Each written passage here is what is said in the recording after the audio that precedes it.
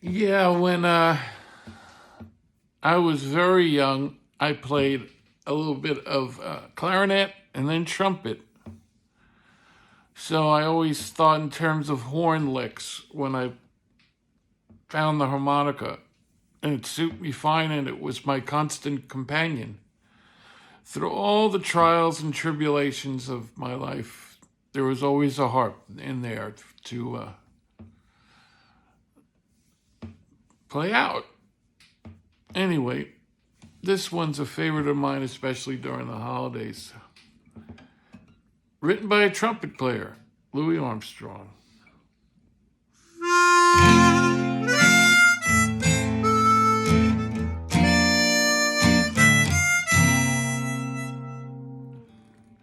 I see trees are green, red roses too. I see them blue for me or for you. And I think to myself, it's a wonderful world.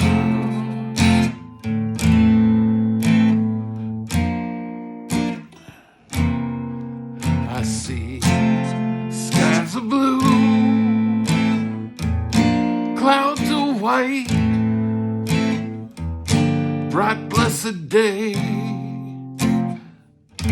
dark sacred night. And I think to myself, it's a wonderful world.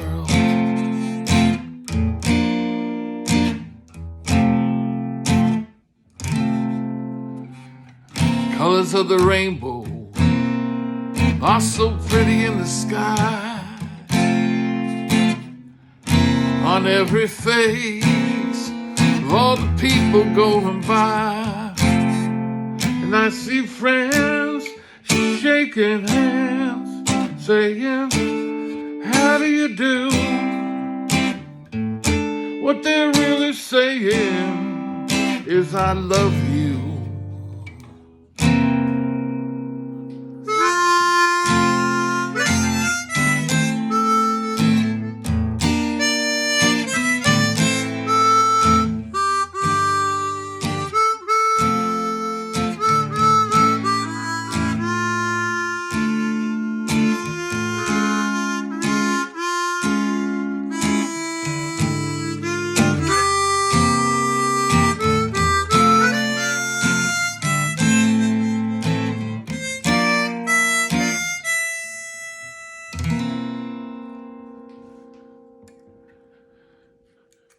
I hear babies cry,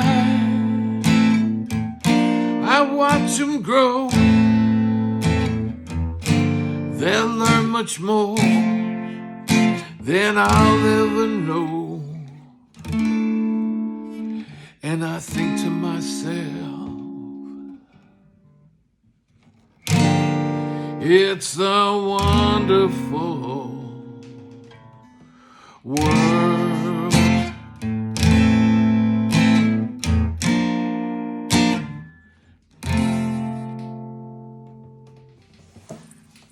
Yeah, I like that song.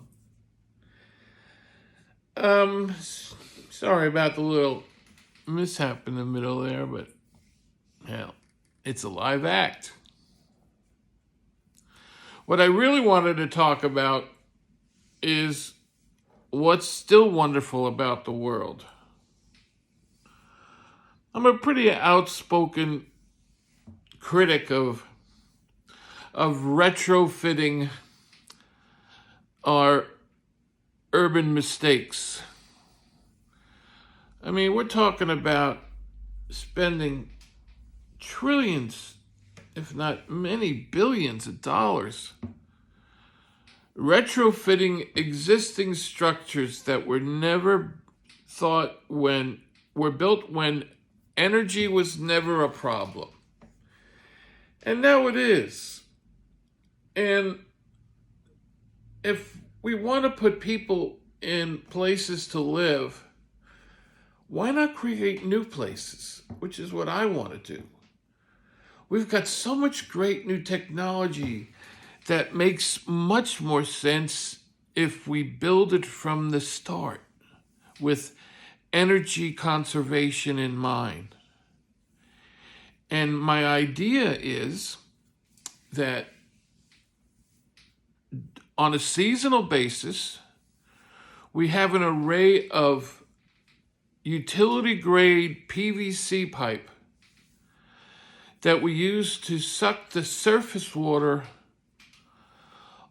off the Gulf of Mexico. We could lay this thing out in a matter of hours with teams of firefighters. And once you get down to the deeper water, the water's cold. And if we're going to collect seawater, why not collect it in a problem where warm water is really a problem because it feeds hurricanes? And if we turn that Gulf cold, it would literally, stop hurricanes in their tracks and reduce them to tropical storms because there's no warm water to feed them. And I want to build reservoirs of seawater on our marginal use land where it would be a natural place to build a reservoir. In other words, a deep indentation, with a surrounded by some peaks, so it's already built. We just got to line it with clay. We don't even have to pour concrete. Clay exists plenty in our marginal use lands. It's one of the problems. Some of it is very clay. So we take that clay and we use it to line our reservoirs.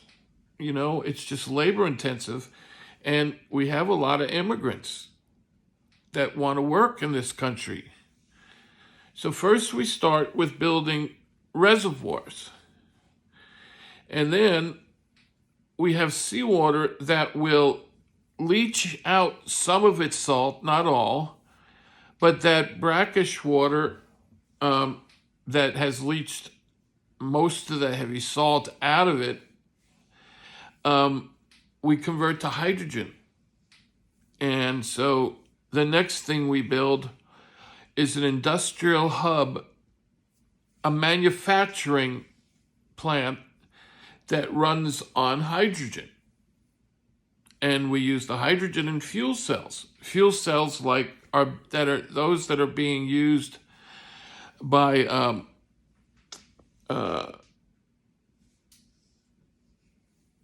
Google and FedEx.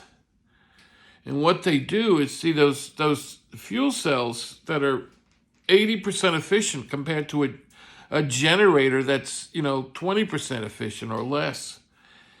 And they collect natural gas when it's cheap, and they store it to run it during peak electric times. They use the natural gas and fuel cells to offset peak electricity use that comes at a premium price if you buy it from the utility. And so this technology is already in the game. Bloom Energy, BE. Bloom Energy has the technology that we could use as our core, maybe not even our core energy production, but also maybe Bloom wants to manufacture more fuel cells that we will have the labor pool to build. And then we surround, since when we consume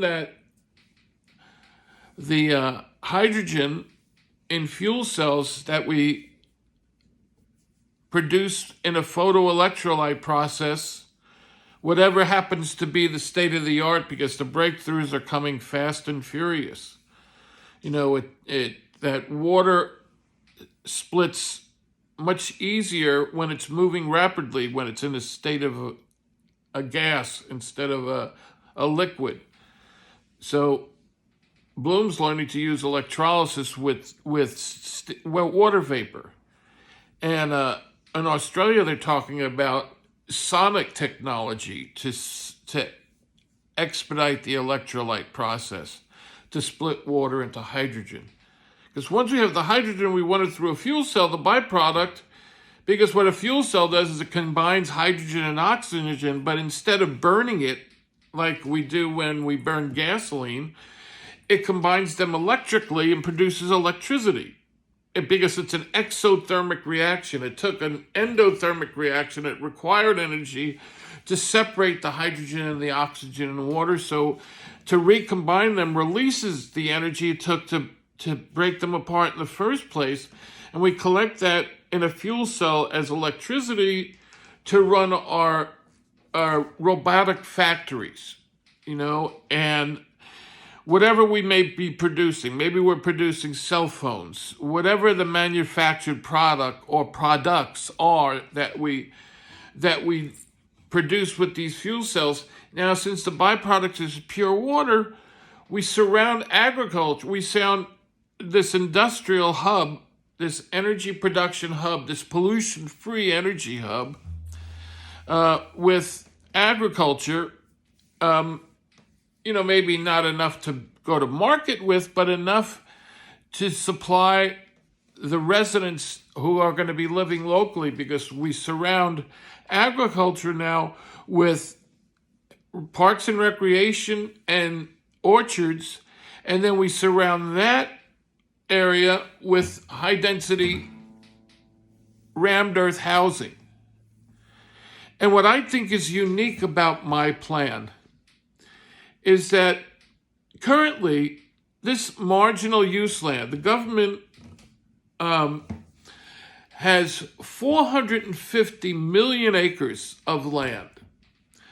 The majority of that, or a large percentage of that, is Indian reservation and national parks.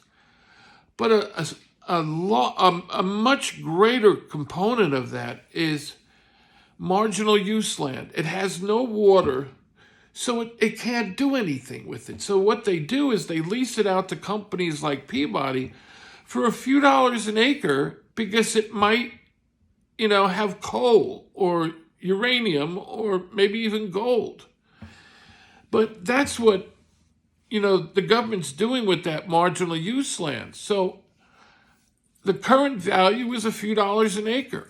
I want to take that land and make some profit for the government.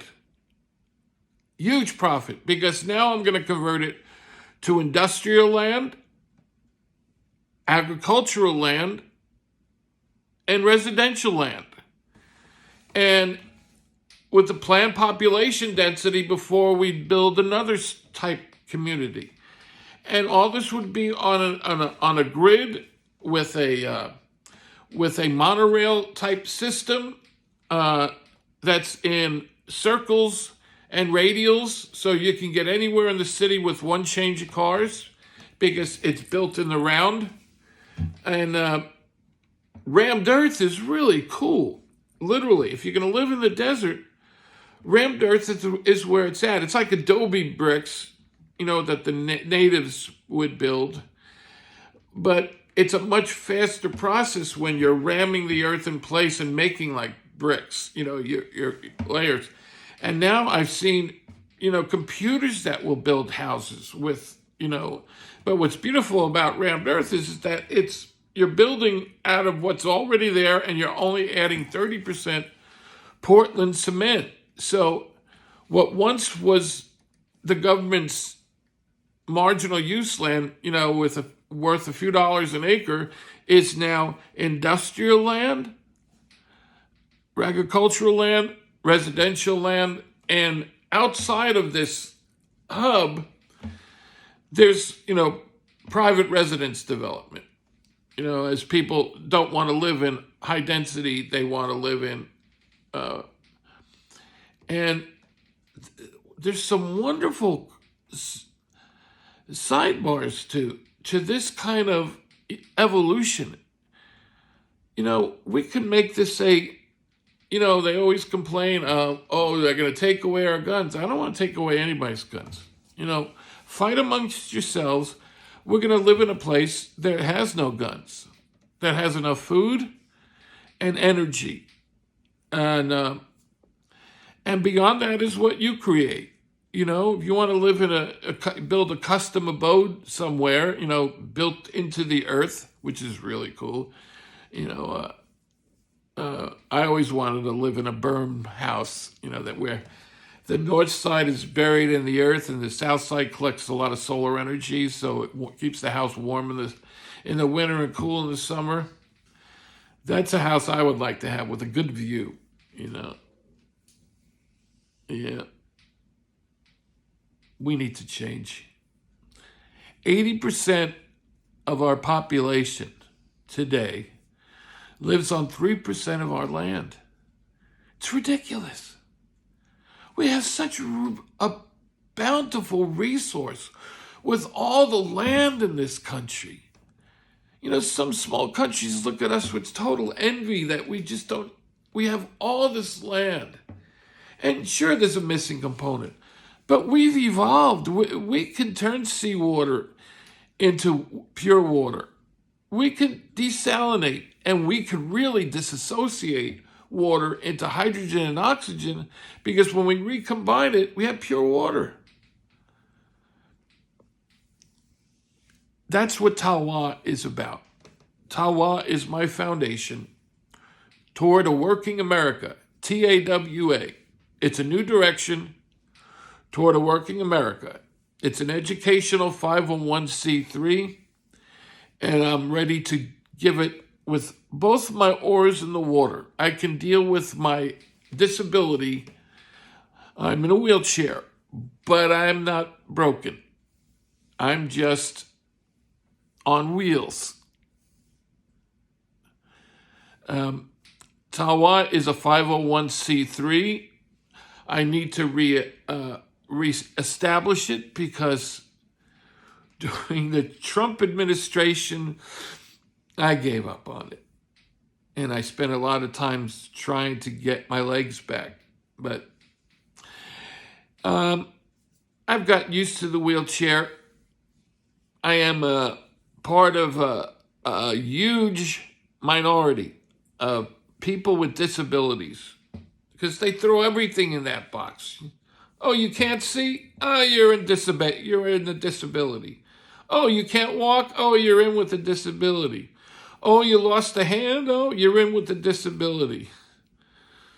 So people with disabilities,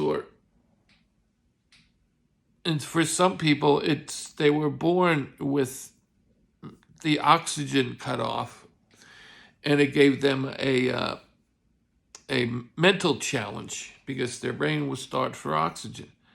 Same category. Well, you're disabled, So I've gotten used to it. Anyway, I hope you enjoyed the song.